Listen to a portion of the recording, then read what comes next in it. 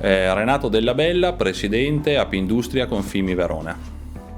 Apindustria nasce ormai 60 anni fa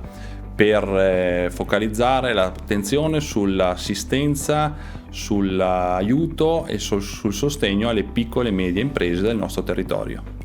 Ma in questo momento specifico, che chiaramente parte dal 2020 con l'inizio purtroppo dell'emergenza sanitaria, Apindustria si è immediatamente focalizzata nel dare assistenza e servizi ai nostri associati per fronteggiare l'emergenza sanitaria nelle aziende, quindi per tutti quelli che sono i protocolli, l'applicazione dei protocolli, per condividere tutta la formazione necessaria sia agli imprenditori che ai loro collaboratori.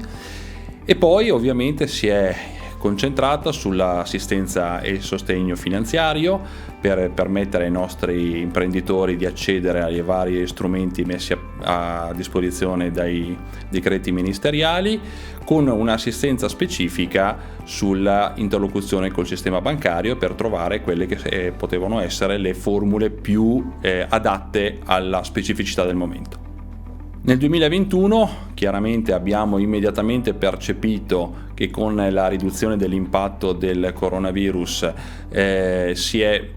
subito manifestata la volontà delle nostre imprese di riprendere, e quindi il focus è stato spostato su quella che è il nuovo paradigma per le aziende, quindi la transizione verso il green, verso un'economia sempre più sostenibile e circolare. Quindi stiamo cercando di far percepire ai nostri imprenditori l'importanza di investire in questa direzione. Ovviamente li stiamo affiancando sempre per quello che possono essere il sostegno, la risorsa di sostegni finanziari per finanziare questa transizione, e stiamo cercando anche di far percepire ai nostri imprenditori quanto sia importante in questo momento adeguare la struttura manageriale delle aziende con una formazione specifica, ripeto, anche in questo caso sulla gestione ai nostri imprenditori e ai loro principali collaboratori, ma anche cercando di aiutarli a valutare e inserire figure manageriali ad hoc.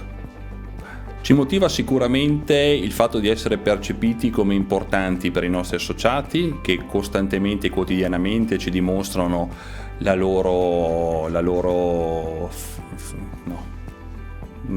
ripartiamo da zero.